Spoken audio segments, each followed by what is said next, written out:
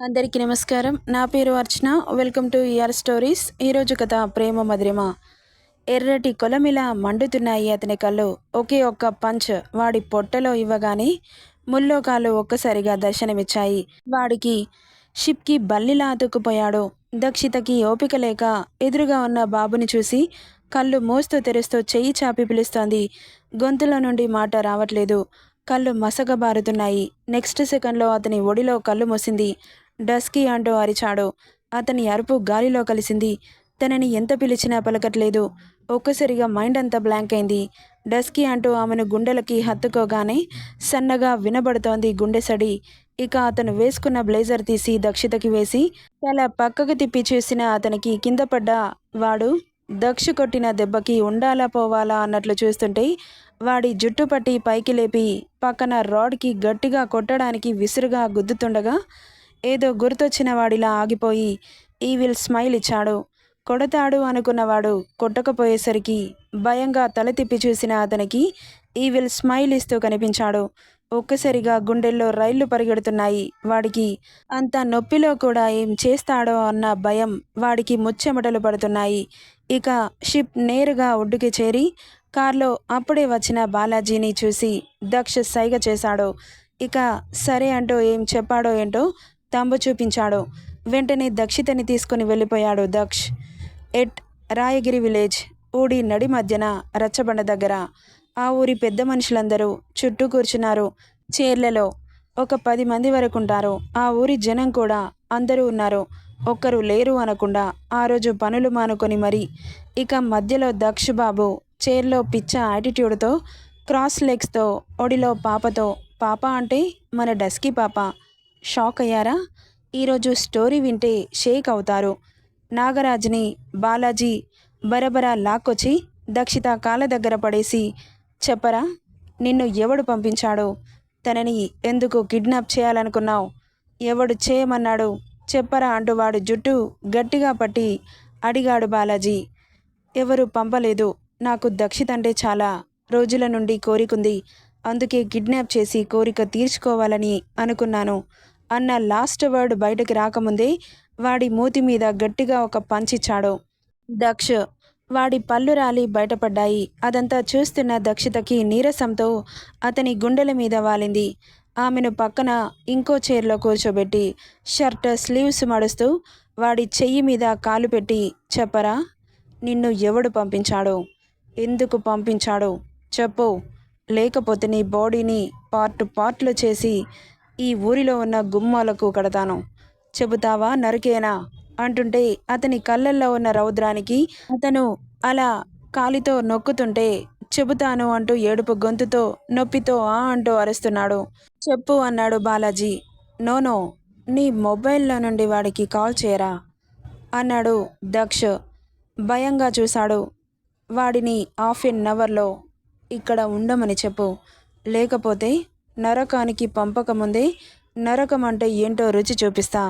చెయ్యి అంటూ అరవగానే ఆ ఊరి వాళ్ళంతా ఏం జరుగుతుందో అర్థం కాక భయంగా చూస్తున్నారు. ఇక వాడి మొబైల్లో నుండి కిడ్నాప్ చేయమని చెప్పిన వాడికి కాల్ చేశాడు. చెప్పరా, ఎక్కడ వరకు వచ్చావు? అది బాస్, మీరు అర్జెంటుగా పలానా ప్లేస్కి రావాలి. ఎందుకు? అయినా నేను ఆ ఊర్లోకి రావడం ఏంటి? లేదు, నువ్వేదో నన్ను ఇరికించడానికే అలా మాట్లాడుతున్నావు. లేదు బాస్, మిమ్మల్ని ఇరికించడానికి కాదు. ఇక్కడికి వస్తే మీరు అనుకున్నదే అవుతుంది. రేయ్, పిచ్చిగా ఉందా అంటున్న అతని మాటలకి బాస్, మీరు గనక ఇప్పుడు ఇక్కడికి రాకపోతే నెక్స్ట్ సెకండ్లో మీ ప్రాణాలు గాలిలో కలుస్తాయి. ఎలా అంటారా? మిమ్మల్ని స్పై చేయడానికి అక్కడ నా మనిషి ఉన్నాడు. ఏ క్షణాన్నైనా మిమ్మల్ని షూట్ చేసి పడేస్తాడు. ఇక్కడికి వస్తే కనీసం మీరు ప్రాణాలతోనైనా మిగులుతారు అంటుంటే వాడికి సీన్ మొత్తం అర్థమైపోయింది. ఆ అంటూ అరుస్తూ ఇంట్లో వస్తువులన్నీ పగలగొట్టాడు. అంటే నా గురించి వీళ్ళకి పూర్తిగా తెలిసిపోయిందా? అందుకే వాడలా మాట్లాడుతున్నాడా? ఆ ఊర్లోకి ఎందుకు రమ్మంటున్నాడు? ఇప్పుడు నేను వెళ్తే నా పరిస్థితి ఏంటి? నిజంగా నన్ను స్పై చేయడానికి మనిషి ఉన్నాడా? రేయ్ నాగరాజ్, నన్ను మోసం చేస్తావురా? టైం రానివ్వరా? చెబుతా నీ సంగతి అనుకుంటూ ఈ రోజుతో నా పని పూర్తయిందా? అందుకే ఆ ఊర్లోకి రమ్మంటున్నాడా? ఇప్పుడు వెళ్ళినా చేస్తాను, వెళ్ళకపోయినా చేస్తాను. వెళ్తే ప్రాణాలతో నేనుంటానేమో. అనుకుంటూ అక్కడి నుండి బయలుదేరాడు. ఆఫ్టర్ సమ్ టైమ్ ఆ ప్లేస్ అంతా చాలా సైలెంట్గా ఉంది. ఊరి వాళ్ళు ఏం జరుగుతుందా అని బిక్కుబిక్కుమంటూ చూస్తున్నారు. అప్పుడే అక్కడికొచ్చింది వైట్ కలర్ కార్ ఒకటి. చూస్తున్నారు ఎవరు దిగుతారా అని. ఇక డోర్ ఓపెన్ చేసుకొని కార్ దిగిన అతన్ని రెప్పవేయక చూస్తున్నారు. వీడు నన్ను ఇక్కడికెందుకు రమ్మన్నాడు అని నాగరాజు కోసం చుట్టూ చూసిన అతనికి ఎదురుగా లావాలా పొంగుతున్న నిప్పు కణికలు కనిపించాయి. అతని కళ్ళు చూడగానే ఒక్కసారిగా ఉలిక్కిపడి దక్ష్ అన్నాడు అప్రయత్నంగా శరశ్చంద్ర. పటపట పళ్ళు కొరుకుతూ అతను కోపంగా ఉన్నాడు అనడానికి అతని దవడ కండరాలు అటు ఇటు కదులుతున్నాయి. నిప్పుల కొలమిలా ఉన్న అతని ఫేస్ని చూస్తుంటే ఒంట్లో వణుకు పుట్టింది శరశ్చంద్రకి. అస్సలు ఎక్స్పెక్ట్ చేయలేదు కొడుకు ఇక్కడ ఉన్నాడని. నువ్వేంటి నాన్న ఇక్కడున్నావు అని ఆస్కార్ లెవెల్లో నటిస్తూ దగ్గరికెళ్ళాడు. అవును, వీడెవడు? వాడినెందుకు అలా కొట్టావు? అసలేం జరుగుతుంది ఇక్కడ? ఈ ఊరి వాళ్ళేంటి ఇక్కడున్నారు? అయినా నీ మొబైల్కి చాలాసార్లు కాల్ చేశాను, లిఫ్ట్ చేయట్లేదు అని. నువ్వెక్కడున్నావో లొకేషన్ ట్రేస్ చేస్తే ఇక్కడున్నావని తెలిసింది. నీతో ఒక ముఖ్యమైన విషయం మాట్లాడాలని వచ్చాను అని అప్పటికప్పుడు స్టోరీ అల్లేశాడు. నాతో ఏం విషయం మాట్లాడదామని వచ్చారు అని అడిగాడు కోపాన్ని పంటి బిగువన పట్టి. అది నాన్న, నీకొక మంచి సంబంధం చూశాను. అమ్మాయి సీఎం కూతురు. నిన్ను ఎప్పటి నుండో లవ్ చేస్తుందంట. పెళ్లి చేసుకుంటే నిన్ను తప్ప ఎవరిని చేసుకోనని గొడవ చేస్తుందంట అని చెబుతుంటే శరశ్చంద్ర చెంప చెల్లుమనింది. వారు కొట్టారా అని తుల్లిపడ్డ శరశ్చంద్ర తేరుకొని కళ్ళు మాత్రమే తిప్పి చూడగానే ఒక్కసారిగా అతని కళ్ళు పేలిపోయే దృశ్యం కనిపించింది. ఎదురుగా అపర భద్రకాళిలా బగబగా మండే కళ్ళతో కాల్చి పడేసేలాగా చూస్తున్న ఆమె చూపులకి భస్మమవుతానేమో అనిపించింది అతనికి. ఆ క్షణం ఎప్పుడు అమాయకంగా ఉండే సుహాసిని ఇప్పుడు అంత కోపంగా చూస్తుంటే నిజంగానే భయం వేసింది అతనికి. సుహా, నువ్వేంటిక్కడ అంటుంటే మరో చెంప పేలింది. ఇది నా పుట్టినూరు, నీకు తెలీదా? ఏం తెలియనట్లు వెర్రి మొహం వేసుకొని అడుగుతున్నావు? ఇప్పటి వరకు నీ నిజస్వరూపం తెలియక నా కొడుకు, నా అన్న కుటుంబం మొత్తం చాలా బాధలు పడ్డారు. కానీ ఈరోజు నీ బండారం బయటపడింది. ఇక నా కొడుక్కి ఏం సమాధానం చెప్పుకుంటావో చెప్పు.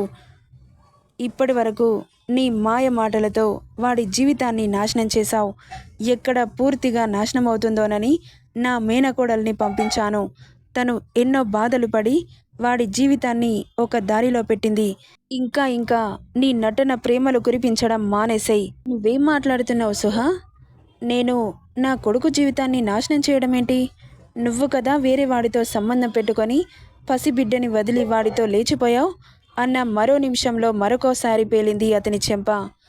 ఏంట్రా నీ ఇష్టానికి పేలుతున్నావు? నేను నా సుఖం కోసం లేచిపోయానా? ఛీ, అలా మాట్లాడడానికి సిగ్గుగా అనిపించట్లేదా? నువ్వు అమ్మాయిలతో తిరుగుతూ నా జీవితాన్ని గుగ్గుపాలు చేశావు. కొంచెం కూడా సిగ్గు లేకుండా నా ముందే ఎంతమంది ఆడవాళ్లతో పడుకున్నావు. కడుపుతో ఉన్నానని కూడా చూడకుండా చిత్రహింసలు పెట్టావు. ప్రాణాలు పనంగా పెట్టి కొడుకుని కంటే వాడిని లాక్కొని నన్ను గుండెల మీద తన్నావు. ఎన్ని పాపాలు చేశావు. నిజం ఎప్పటికైనా దాగదు, ఖచ్చితంగా బయటపడుతుంది. నీ పతనం మొదలైంది. ఆఖరి రోజులు లెక్క పెట్టుకో శరశ్చంద్ర. నా కొడుకు జీవితాన్ని, నన్ను, నా అన్న ఫ్యామిలీని మొత్తం బాధ పెట్టావు. మూల్యం చెల్లిస్తావు అంటుంటే, నాన్న అది చెప్పేది నువ్వు నమ్ముతున్నావా? ఎలా మాట్లాడుతుందో చూస్తున్నావా? సైలెంట్గా ఉంటావేంట్రా? పుట్టగానే నిన్ను వదిలేసిపోయింది. ఇప్పుడొచ్చి నంగనాచిలా మాట్లాడుతుందో చూడు అంటున్న శరశ్చంద్ర మాటలకి, shut up mister Sarashchandra, shut your bloody mouth. ఇంకా నమ్మించాలని చూస్తున్నావా? నాకంతా తెలిసిపోయింది. ఇంకా ఇంకా నన్ను మోసం చేయాలని చూడకు, చేస్తావు. నాన్న దక్ష్, నువ్వేంట్రా ఇలా మాట్లాడుతున్నావు? నువ్వు నన్ను అనుమానిస్తున్నావా అంటుంటే మొబైల్ తీసి అతని ముందు పెట్టాడు. వీడియో ఆన్ చేసి దాన్ని చూసిన శరశ్చంద్ర కళ్ళు పెద్దవయ్యాయి.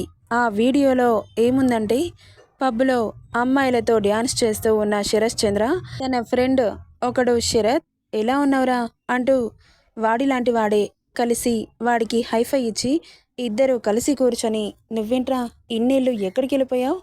నువ్విచ్చిన డబ్బుతో ఫారెన్లో బిజినెస్ స్టార్ట్ చేశాను. నీ పెళ్ళానికి నాకు లింకు పెట్టావు కదా. నీకప్పుడు హెల్ప్ చేయకపోతే నేను ఇంత ఎత్తుకు ఎదగకపోయేవాడిని. మరి నా భార్యతో అఫేర్ ఉందని నువ్వు ఒప్పుకోకపోయుంటే నీకు ఆ డబ్బు ఎందుకు ఇచ్చేవాడినిరా? నువ్వలా ఒప్పుకున్నావు కాబట్టే అంత డబ్బిచ్చాను. అవునరా, ఒప్పుకొని చాలా మంచి పని చేశాను.